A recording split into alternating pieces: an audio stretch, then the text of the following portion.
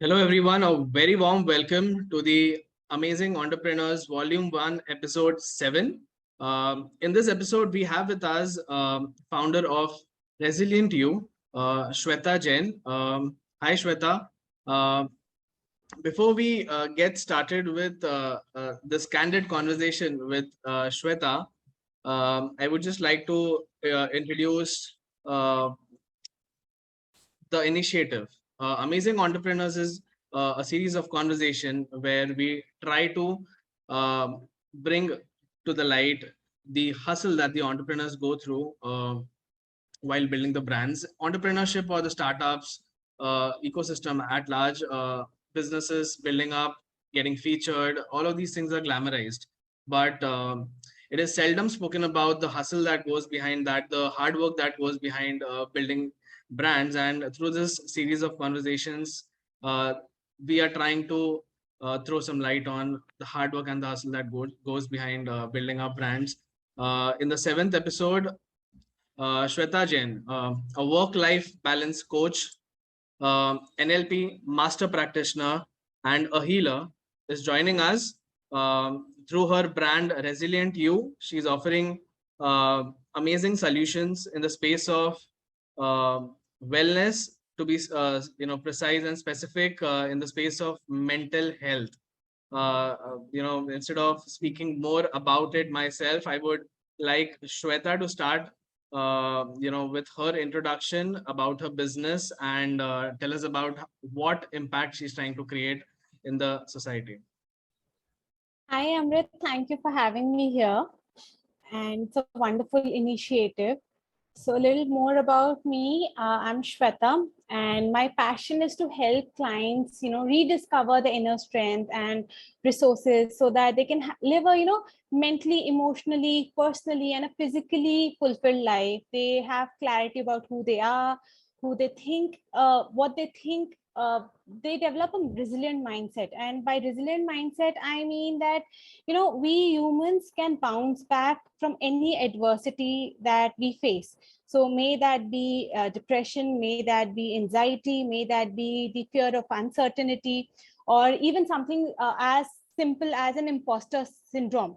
Because most of the people, when they start their journey, I think this is the first thing that they hit, imposter syndrome, because they feel they know something, but then there are masters in that industry and, your role models, and you feel like, oh my God, maybe I'm just like copying them and I'm just an imposter. But then that's not the case.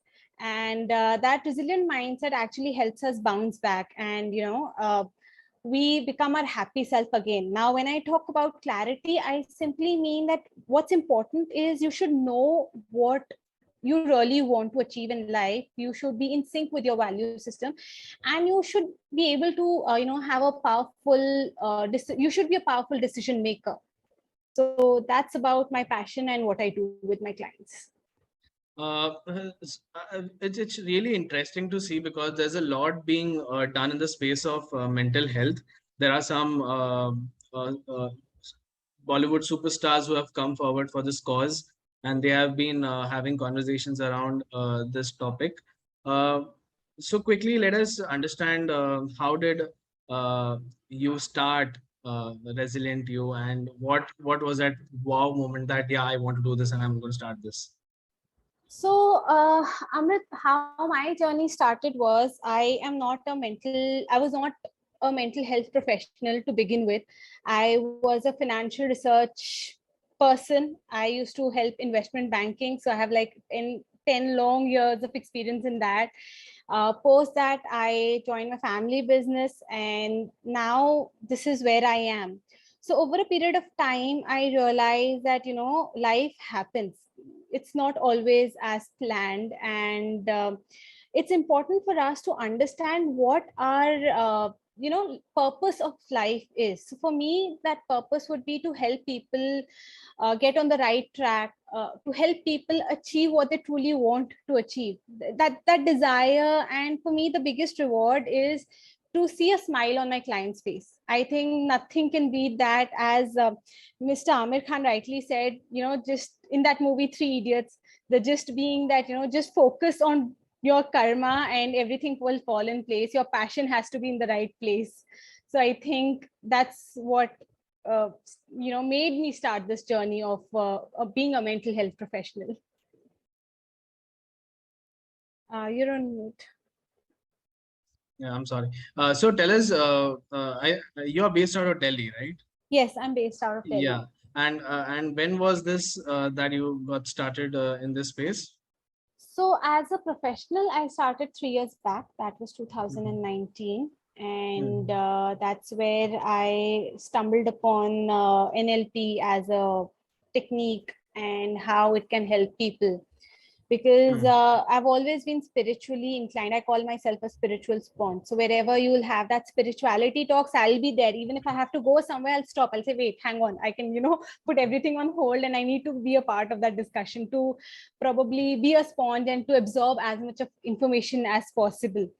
So NLP gave me that direction because, healing and all is amazing. But as a professional, I think it was not really meant for me. So I do healing on a personal level, and I wanted to help people. NLP gave me that platform wherein I can, make people understand who they are. So that's how my journey started. So how is the Indian landscape about, is it you think the market is matured enough for people to normalize the need of support, or a coach, or someone to go to like a healer or a work-life balance coach? How has your experience been in the Indian market? So, see, honestly, mental health is still supposed to be a taboo in the Indian market, which is very strange because, our brain is a part of our body, right? It's not hanging outside our body and attached to it with an umbilical cord. So, if I talk to you in terms of statistics, then the mental health market is expected to grow at a CAGR of 15% in the next 6 years. And right now, with a population of over 1.3 billion, I think, we are something like minuscule to the number of mental health professionals versus the population at large. But with the onset of COVID, it's given that people that understanding that no, it's okay to seek help outside. It's okay to ask help because in COVID, you've seen how anxiety, depression, and that feeling of loneliness, was so much around, the uncertainty and all sorts of fear was attached to it. So now I feel that people are still opening up, and definitely the mental health market is it's growing, it's booming. So let me tell you, as per WHO, there are like 56 million Indians who suffer from depression and about 38 million who suffer from anxiety disorder. So you can see for yourself the market, the trend. And I remember, since you've talked about celebrity, I remember Deepika Padukone saying that she faced depression, and there was a lot of trolling that happened. That depression is for rich, depression is for so and so. But unfortunately, that's not the case. And I think I would like to use the platform that you're giving me to tell people that it's okay to seek help. You should seek help. Absolutely. In fact, talking about the entrepreneurial ecosystem and about the entrepreneurs, keeping aside for a minute the space of mental health, and even in the process of entrepreneurial journey, one thing that we stand by is encouraging entrepreneurs to seek support and seek help, because this journey is not something which can be uh, tied through without support, without involvement of external people beyond your circle. So you have to go out, reach out to people, seek help, seek support, seek solutions. And trust me, I'm sure this would be the case when it comes to mental health as well. But in the space of entrepreneurship, people want to help. It is just that the way the help can be channelized to the people who need it has to be cracked, and that's what we are trying to do. Even I want to help, even you want to help, but the thing is that we don't know how to go about and help people. We don't know that do people even need help, and the point is that people need help but they are not asking for it. So that's the thing. Yeah. That's so well put, because people don't, they are not even aware that they need help. I mean, Yes. I come across so many people through different networks, and they're like, they just want to whine their heart out. They just want a shoulder to lean on. They, and please, hum bolte rahenge, hum rote rahenge, but we will not go about asking for help. How can we change, bring about a change? How can we transform ourselves? And honestly, I feel asking for help is the toughest thing that you can do, because Mm. as a child you're being taught, be brave, be bold, you can do whatever you want to do, but you Mm. don't show your weakness to the world. And when you say that I need help, to some extent your mind says that, okay, seeking help is like a weakness. But unfortunately that's not the case. And I think in the entrepreneurial journey, that's the first thing that we learn. It's okay to seek help, it's okay Seek to help. reach out. Yes. Awesome. This is such an interesting thing, and such an important thing to speak about. And I'm glad that we are doing this conversation. While putting this that entrepreneurship as a journey is not easy, and burnout is a real thing. So, uh, firstly, my question is. Uh, what is the best thing about entrepreneurship for you, and what is the most challenging thing about entrepreneurship? And while facing and handling these challenges, the burnout that happens, I'm sure it does happen to you as well. Although you are a work-life balance coach and a healer, I'm sure it happens to you. How do you manage it? So, before a work life balance coach and a healer, I am a human. And Exactly. burnout, burnout is like one thing that exists. That's like, irrespective of what industry you are, irrespective whether you're an entrepreneur, you're a mompreneur, you are a businessman, you are a working professional, burnout is given.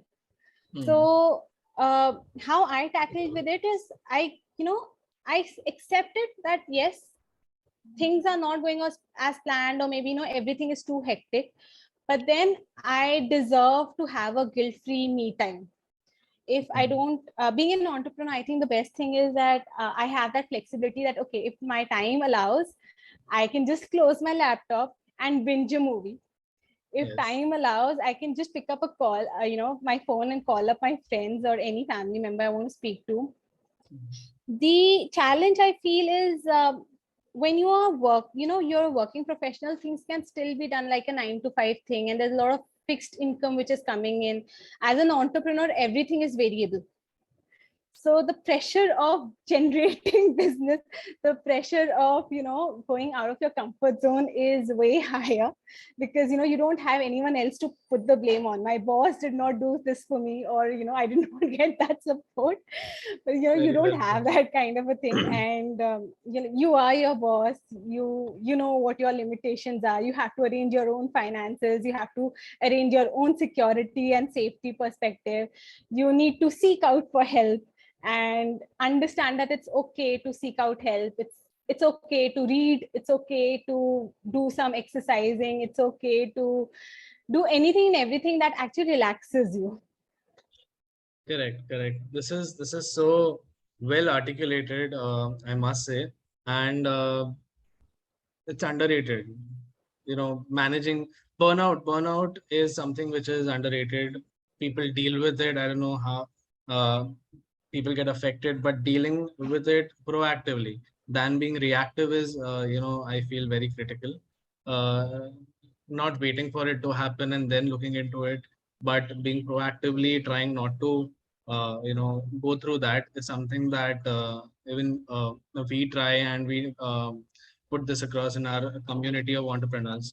While you highlighted that the challenges of entrepreneurs, things are never ending, and you're trying to manage your revenues and do 25 other things. Uh, Being a woman in entrepreneurship is never easy. Entrepreneurship, agreed, is a journey of its own. The ups and downs and everything. That it's how it's challenging. But being a woman, more so, it's not easy for women. So, how has your experience been as a women in entrepreneurship? Any kind of societal issues that you have faced, or has it been a decent enough journey so far? So Amrit, for me, things have been pretty decent. Yeah, there I are mean, stereotypical mindsets that yeah, I hope you understand where I'm coming from. absolutely. India is still a male-dominated society somewhere. Uh, but things are changing, things are improving. I won't say all men are the same. I mean, people like you, I have a lot of men in my network who really support you, who, kind of be your cheerleader that, no, you can do it. If you are ever low and you're like, nahi, ab nahi ho payega. And they're like, no, you can do it because we know we can see your potential. We've experienced your sessions firsthand, so we know that things can change. It's just a phase. At times, even as a coach, you need that push, that okay, it's okay, everything's going to be fine. So there are all sorts of mindset.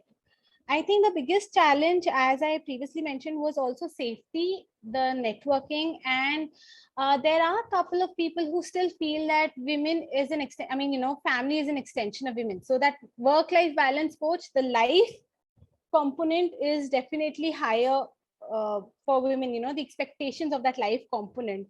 So I think that's one challenge that as a women you face. But once you accept things, once you accept the burnouts, once you accept that, you know, these are my boundaries. I just cannot cross those boundaries. It's easier for you to just uh, deviate from your path, to redirect uh, your journey, and probably reach your goal. Because if your goals are in sync with you, if your life purpose is in sync with you as a person, automatically you will find a way. Hmm. So I think whether a man or a woman, uh, these are the challenge that any entrepreneur faces. Just that women have a lot of other safety concerns and other financial Hmm. how they cannot really go in about taking risk when it comes to their finances. So, and seeking help, I think it's difficult for a woman to seek for help, because they feel that, what if we seek out for help, and they're like, you're overthinking and you're being over emotional. So there are certain stereotypes which are associated with women. So I think breaking that stereotype thoughts is important, and that's one challenge. Superb. Very well put. So tell me, in your journey, it's been about 3 years that you have been professionally providing your services through ResilientU. Uh, have you ever faced a situation where you have to say a no to a client? Absolutely. Tell So us for about it. me, for me, you know, my main purpose is to help someone. I believe in energies, being a healer. So if I feel that a client, either I cannot help that client, or that client does not want to be helped, that client simply wants a shoulder to lean on and whine and cry about what's happening in life, and they don't want to do anything about changing themselves, I would not take up that person. Because for me, it's like I'm cheating my profession and I'm cheating my client of money. Money is a byproduct for me. It's all about helping people transform their life. So if I feel that the other person is not willing to take that stand, wherein uh, they want to change themselves, they want to transform their life, I will simply say no. See, I'm not the right person. I don't think I would be able to justify me giving my services out to you, because at the end of the day, what matters is that you need to have results. I need to deliver those results. So it pains me that time, because I know the other person needs help. But then if I'm not the right person, then I won't take up that person as So a while client. we understand that the decision behind deciding uh, to say a no to your client comes from uh, the core of your business, as in how you want your clients to be when you're trying to help them. Uh, a lot of people would want to know that how do you go about in that process of actually saying a no, because you can't burn those bridges, and you have to be saying it in a way that is not offensive? So how do you do it? So the most important thing is for any person to empathize with the other party. So I begin by empathizing and, how my heart goes out to you. And, I really wish you all the best. And, honestly, I wish I could have helped you, but maybe I'm not the right person. I don't want to be someone who camouflages everything and says that, no, I'll give you my services. And the end result is just to earn money. So maybe right now I'm not the right person, because this is what I feel. If you feel that, somewhere we both are out of sync, then might as well, you can go about taking a session or two. If you see the benefit, then go about it. If I feel that I am able to make a difference to you, we'll continue with it. Otherwise, I think as of now, we should stop. So Correct. the empathy is the main fundamental thing behind me saying no. Correct. Correct. It's really important because it often so happens that when an organization or an entrepreneur, for that matter, doesn't uh, find that collaboration meaningful, uh, the ghosting bit happens. A lot of people um, are not aware of how that situation can be handled well in a way that it is not offensive to the client, and you can't damage that relationship, because as entrepreneurs we all understand that the journey is long, and um, a relationship is much larger than a transaction that is happening with a client. So not denting that relationship, often a lot of people, a quick research in our community we had done, and we had come across that how to say a no to client, because sometimes in order to escape that situation, you end up ghosting the client, and again the relationship is dented. Superb. So Quickly moving on to uh, goal setting. How do you practice goal setting? It is as simple as that. the fundamental behind goal setting for me is the reason why I started my journey. So I keep myself grounded to that reason. I keep myself grounded to my value system. And then I set a bigger goal and I chunk it down, give myself a couple of milestones, and I reward myself upon reaching those milestones. So for example, if in a day I have so when my client says that, what, now I'm perfectly fine and I feel that I just need an accountability partner and I don't need regular sessions, maybe once a week or two, I actually treat myself that, yeah, you've been able to help one person, and by God's grace, you have that kind of an energy, and you have that kind of you've been able to do it, you've been able to achieve that goal of helping that client. So I really reward myself.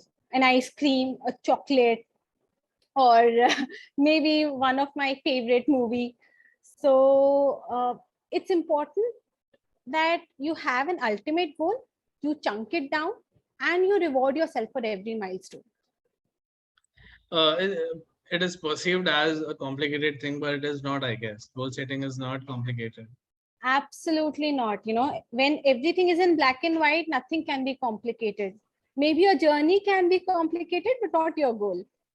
And also, this is something that I personally want you to address. How do you manage yourself when you are overworked, and the to-do lists they never get over, and when there's too much on your plate, and definitely we have our goals in place and the smaller chunks of it that we are trying to achieve, and strike it off that list. But being in a perpetual state of being overworked and overloaded with work, how do you manage to achieve your short-term and long-term goals?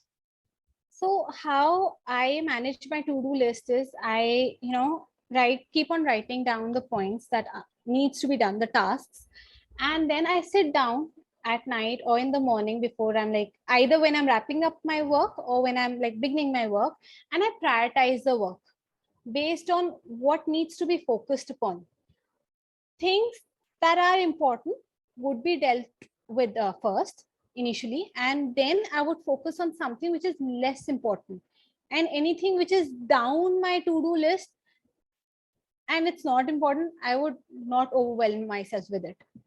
Because as an entrepreneur, overwhelming is the biggest problem that we face. That, when we begin, we don't have a team of say 1,000 people, and we can like delegate things, and we are so used to doing everything on our own that even delegating becomes a difficult task. Yes, that's one of the most common challenges that entrepreneurs face. सब हमें ही करना है, and हमारे से अच्छा और कोई नहीं कर सकता, and then you end up micromanaging things, but then that is something that a lot of people need to overcome. uh, Excellent stuff. All right, tell me 3 books that you would recommend people. You know what? I have those books with me over here. I keep those books with me. So whenever someone says which books I should read, my recommendation: The Secret, The Power of Your Subconscious Mind, How to Win Friends and Influence People. Superb. Awesome. Guys, you're going to find the links of these books in the comments after the session. And these are some really good suggestions from Shweta. All right. So tell me 3 mobile apps that you use to be at the top of your game. So Samsung Note, Google Calendar, and WhatsApp. These are very basic applications, but Google Calendar is an underrated thing. There's a lot more that we can do with Google Calendar. Yeah, for me, Google Calendar would probably even give me reminders to drink water. Exactly. Yeah, so talking about reminders for drinking water, I want you to put some light on the mental and the physical wellness, and being a professional from that field itself. I think coming from you would be something really meaningful. Tips for mental and physical wellness as an entrepreneur, and how you go about maintaining your sanity. So 3 things that I suggest to everyone: meditation, exercising, and journaling. Journaling, also there are 2 journals that you can maintain, one being a gratitude journal and one being a journal for keeping track of your thoughts. Then as a person, I would say to maintain your sanity, mindfulness, nothing to beat that. Because what it teaches us is that negative thoughts are there, accept them, learn something from them if it's there to, if you can learn something, and then go about overcoming them. I am completely against the toxic positivity. I think that's the worst thing that anyone can say. घर पे कुछ हुआ है and you're like, oh बेटा सब ठीक हो जाएगा.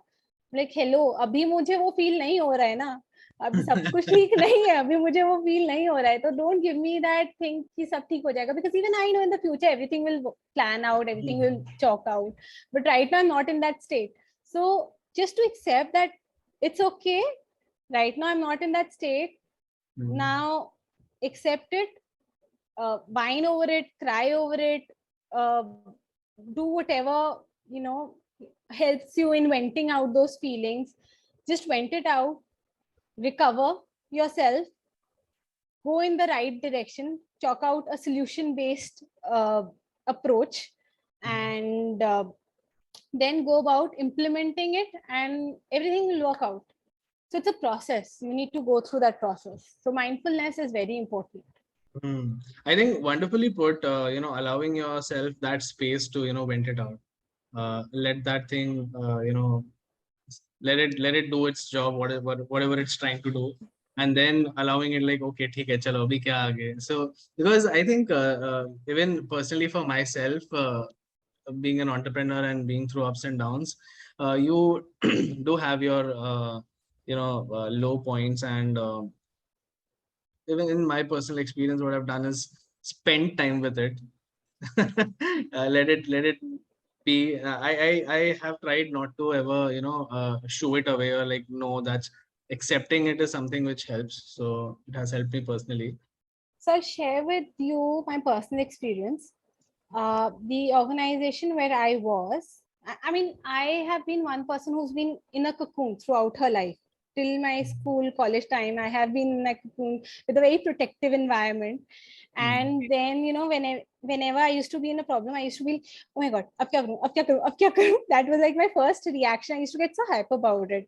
So over a period of time, when I started working as a financial research analyst, and I went ahead in my career, what was being told and how things changed for me was, people used to tell me, relax, okay, it's everything is going to be okay. What doesn't kill you makes you stronger, just relax, take coffee break, think about it, and then come up with a solution. So my previous boss used to say, don't come with me with a problem, come with me with the solution. So if you have a solution, you come to me. If you don't have a solution, then you sit where you are.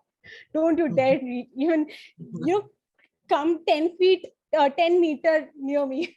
I don't want, because that's what he was trying to teach, that there is a solution to every problem. What matters is you have to have your resources straight. You have to have your mind, and your mind being the biggest resource. You have to have your mind straight, think about it, give it time, let it sink in, and then go about you know solving it. Superb. I think there's a lot of takeaways from this session that the audience is going to have. Wonderful conversation so far. Quickly moving on to how do you look at team building and the rituals that need to go behind it? So, team building and all, I think I have a lot of freelancers around me. And I have had team of people working under me, not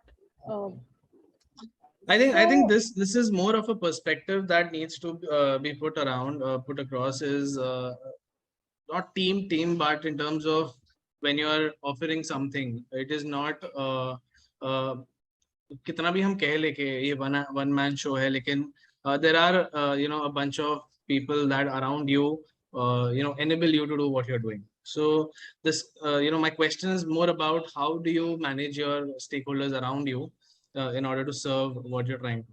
So first thing that I follow is, I had this very bad habit that people pointed out, that, I always say, help me, when they're like when you are hiring someone, or you have someone on your on board with you, they are not there to help you. So instead of giving them a very vague direction that help me with this, give them a very clear cut direction that, see, this is what I want you to do. Now you tell me whether you will be able to deliver it or not. If that, and give that person some time to just get hold of what you really want, because everyone has a different way of functioning and thinking and articulating things and managing things. So give them that space that this is what I want. You reach this destination however you want, but this is the end result. I'm okay with whatever route you follow. I'm ready to give you that freedom, that space, but you need to be accountable. And accountability for me is like the most important thing when it comes to any profession, any relation. Exactly.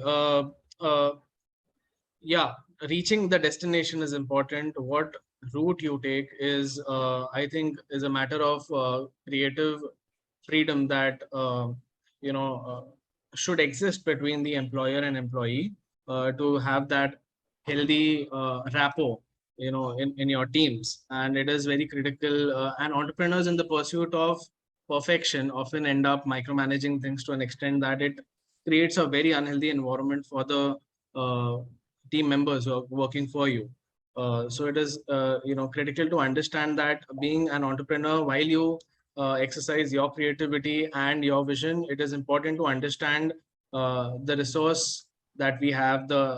I should not say resource, I should say the team, the people that you're working with, their capabilities and their vision of looking at things and their perspectives, account them, and then work in a way which is more inclusive than just pushing someone to work the way you want.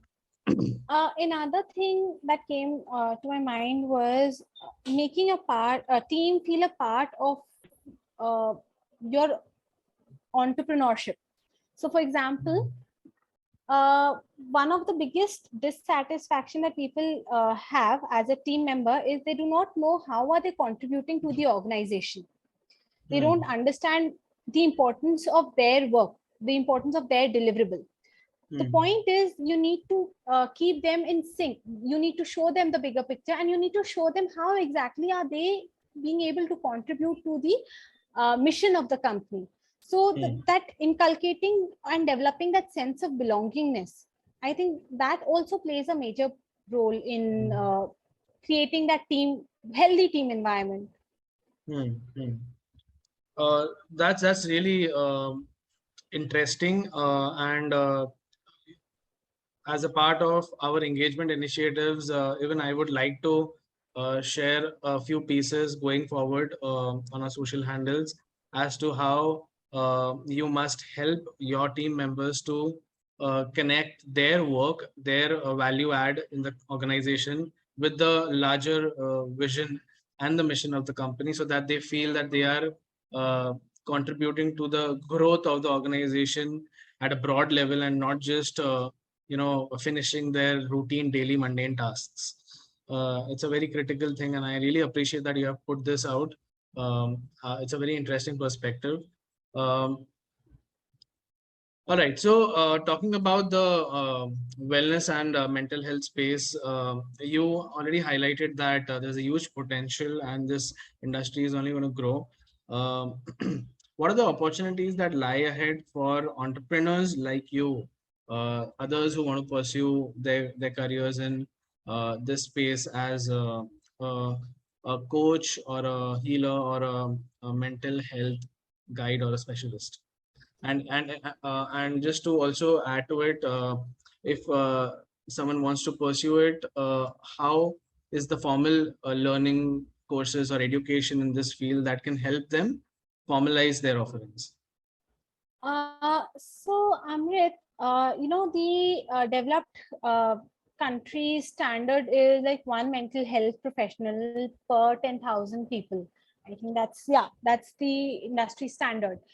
In India, as I said, there are like 1.3 billion people, in fact, over 1.3 billion people, and well, about say 9,000, 10,000 psychiatrists, 3,000 of psychiatric nurses, about 2,000 or 3,000 clinical psychologists, about 1,000 psychiatric social workers.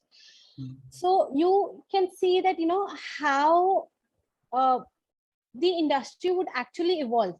And when people actually open up about seeking help and making and normalizing mental health, automatically the demand would increase. Now when it comes to advocating mental health, or how to go about giving your services over there, you can become a psychiatrist, you can become a social worker, you can become a clinical psychologist. There are, I don't know whether you need a certification for being a social worker for suicide helplines or not, but there are different ways in which you can contribute. Uh, just the thing is that whatever you follow, just don't mislead people. Don't mislead them for your ulterior motive or something. So whichever route you want to take, the demand is high. I am not a doctor, I am not a clinical psychologist. So prescribing medicines and saying whether, officially diagnosing that, oh, you have this kind of a problem or not, that's not my KRA. If that is what interests you, then go about doing that. If working on the root cause, mindfulness, and how to help people who have just started facing such mental issues. If that's your KRA, you can go in for CBT, you can go for NLP, you can go for REFT, and there are other certifications that you can go ahead with. If you want to just contribute as someone who would like to give their shoulder to lean upon, you can follow a different route. But the main purpose is that what interests you and where can you feel that you're genuinely helping someone, not compromising on your value system. Hmm. Super, thanks. I think that'll give some insights to people who want to pursue their journeys in this space. Moving on to the last couple of questions for this session. There's a lot of buzz about 3.0 and the metaverse. So, have you imagined your business, your work in the metaverse and the Web 3.0, and how is it? So, as I told you earlier, I have a FOMO when it comes to technology, and I really need to know what's going around. I did a couple of research of my own also after speaking with you, and I feel that yes, metaverse can be a game changer for my industry, and just the thought of it actually gives me goosebumps. Maybe it's too, it's a niche and it's an upcoming concept altogether, so maybe not now, but then in the future I see a lot of potential in it. Absolutely. So metaverse is something which is it's something which is happening. It is it is in the process of evolution. There are new things coming up every day, and people are just right now trying to you know, come up to pace with it, what it really is, what are these jargons, and there are a lot of different places, hidden groups where discussions are happening about it. So it's definitely something that entrepreneurs must have somewhere, in their mind, that they need to explore, and also try to envision that where they see themselves in this space, because definitely Web 3.0 is the next uh, shift which is coming, and it is coming sooner than we are expecting. The So I, 5G options are already done.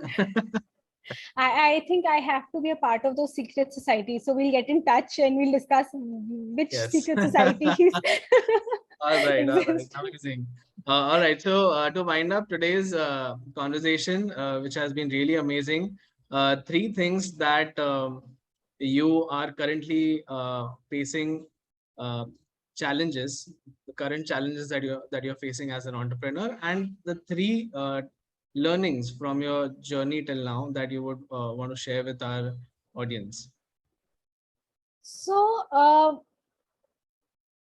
first thing that I have learned, that in case, work life balance, because I'm a work life balance coach, I would say that work life balance journey is an average of your of the year, or should I say of your, is the average, how do I put it, as, let me think. Okay, work life balance is the average process. It's not something that if today my work takes a toll on my personal life, then I have a very bad work life balance, or if my I have some personal commitment that I cannot forgo, and because of that my work suffers, then it's not something that I don't have a work life balance. So understanding that it's a process, it's an average of the good and the bad, is what is important. So initially, I'll tell you, even after being a work life balance coach, it was not easy for me to say that, okay, aaj kaam bahut hai, and I will not look at home, or I will not take on majority of the responsibilities are there, over there, or today there is some kind of an emergency at my place, I cannot uh, reschedule my work. So initially it was not easy for me also to do that, and I had a lot of guilt associated with it. But now it's okay for me, because I understand it's a journey that matters. It's an overall, it's an average of all my experiences, and not just those few days that take a toll on me. So that is something that I learned. Seeking out help, I think I've really learned. For me, it was most difficult thing to say that, Amrit, you know what, I really need your help. I could never say that, but now I can approach someone. And another thing for me was, not being affected by how people judged you. I think the fear of being judged is again another important challenge that we as an entrepreneur face, because there'll be many frogs around us who'll say that you can't do it. So we know where to put a plug in our ear and just not hear them. So that guilt-free, non-judgmental zone, it comes with time, with a lot of experience. And I think with just the fact that it's okay, our journey we might delay in reaching our goal, but at the end of the day, we have to reach there. We have a goal and we have to. So I think that's what I've learned as an entrepreneur. Correct, correct. And your challenges you face as an entrepreneur currently, I think challenges are something that, you know, they just keep on coming, and we keep on overcoming them. So currently, what are your challenges that you're facing as an entrepreneur across any of the functional areas of your business? Currently what I'm facing, I think I am in that zone wherein I need to expand. So finding the right resource. So that's one thing, because, you know, there are many people who can help you out, who can work for you, but you need to be in sync with them, you know. You need to share that kind of a value system with there. So currently resource is like one thing, and web 3.0, of course. That's so honestly, after I spoke with you and I closed my eyes and I could, you know, just experience that submersive experience of web 3.0, and I had, as I say, I had those goosebumps. So, you know, exploring that concept, I'm like, this, my FOMO is saying that, you know, hop onto it, jump on this thing. So just getting, you know, holding my horses, I think that's one challenge that you have. I mean, I have, sorry. And I think that's about it. Correct, correct. So I think it's really important to, you know, one of the key takeaways that I want to highlight as a part of a learning process and as a part of, I think, everyone's entrepreneurial journey, is that seeking help and asking for it is something which is very important. And just by the mere effort of it, you will be surprised to see that how many people around you are ready to, you know, lend that hand of support, and it's really beautiful. This conversation was really amazing, Shweta. Thank you so much for sharing insights about your industry, your space that you're working in, so and the good work that you're doing under the brand ResilientU. You are impacting lives of a lot of people and helping them get the right direction, deal with themselves, and I'm sure this is going to, you know, go down very well with you, and a lot of more conversations, I think, are yet to be done and touched upon. So there are certain areas in the journey of entrepreneurs that are not yet discussed openly. So this conversation was something that, you know, helped us do that, have those discussions around these areas. And I'm sure that people, the audience on this LinkedIn live session, and also those who are going to watch this session after this live stream is over, are going to benefit and are going to have some really good takeaways. Before we close down, any closing statements, Shweta? So perfection is an illusion. Don't run after perfectionism. Habit is what creates consistency, and consistency is what will help you achieve your goals. Awesome, awesome. These are really amazing, you know, words. I think I'm going to use these words as quotes from Shweta Jain, and I'm going to purpose it on our social media handles. Thank you so much, Shweta. This was an amazing experience, in fact, to have a conversation with you. And I am saying this on behalf of all our audience on LinkedIn. Thank you so much. Thank you, Amrit. It was a pleasure to be here. Thank you so much. We'll catch up offline. Absolutely. Thank you.